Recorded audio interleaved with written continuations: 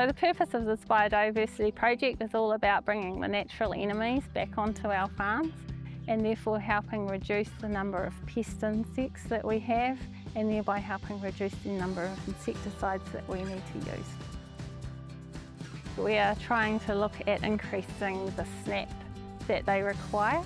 So that's the shelter and the nectar, the alternative hosts and the pollen that these natural enemies need to be able to feed and stay on the farm and also to be able to reproduce.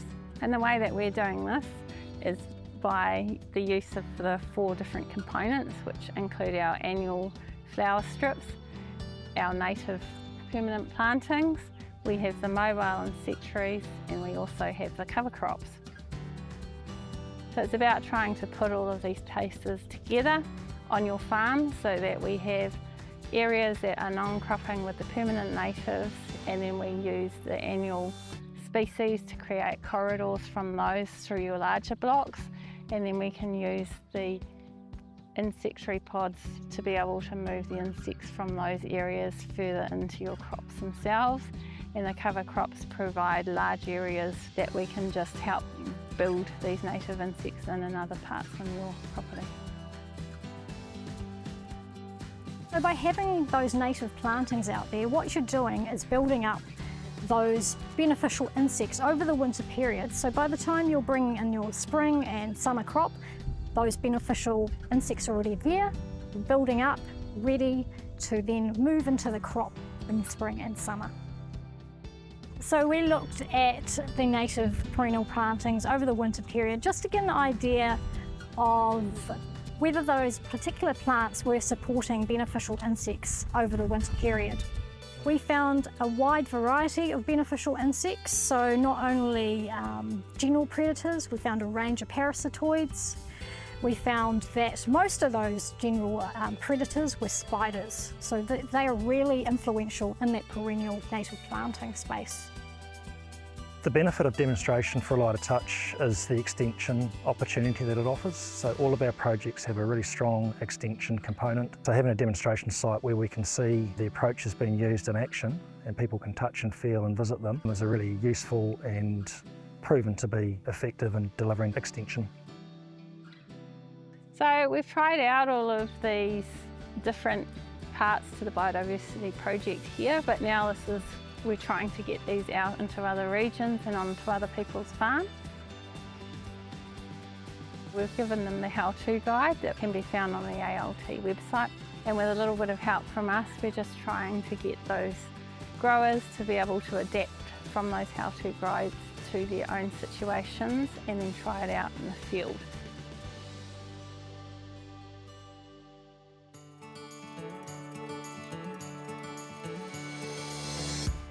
So Ace Wilcox is a 4th generation family farm. Our headquarters are based in Pukekohe. Our core crops are potatoes, onions and carrots. So this native IPM strip here is our very first trial, and it's a 40-metre long strip, about 2 metres wide, at the top of our regen planting.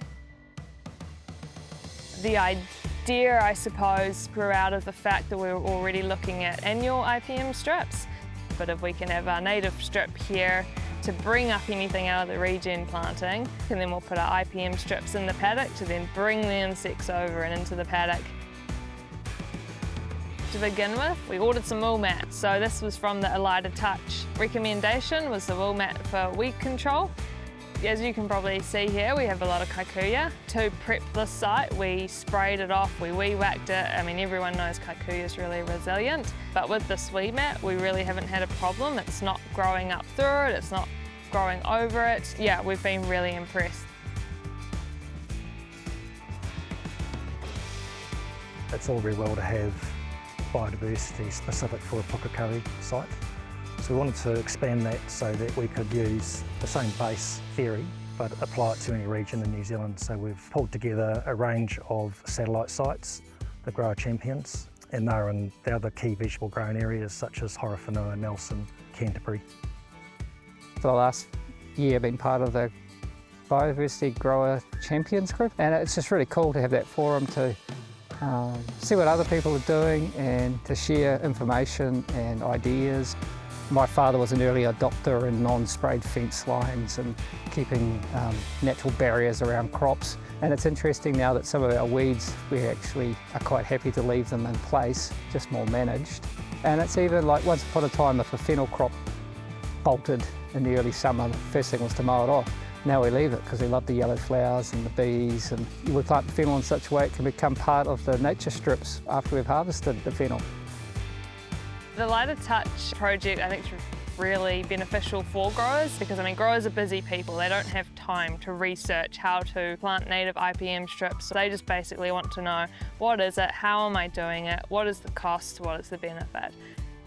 Without the Lighter Touch resources, this would have been a lot harder to implement. We just wouldn't have known basically that it was possible, where to start, or how it was providing benefit.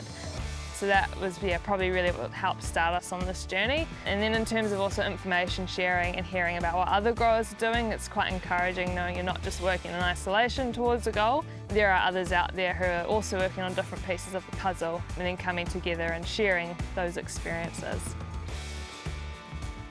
I definitely learned a lot. It's just really learning what's working on other farms and how to do it. As a technical farmer, it's nice to have a plan to follow.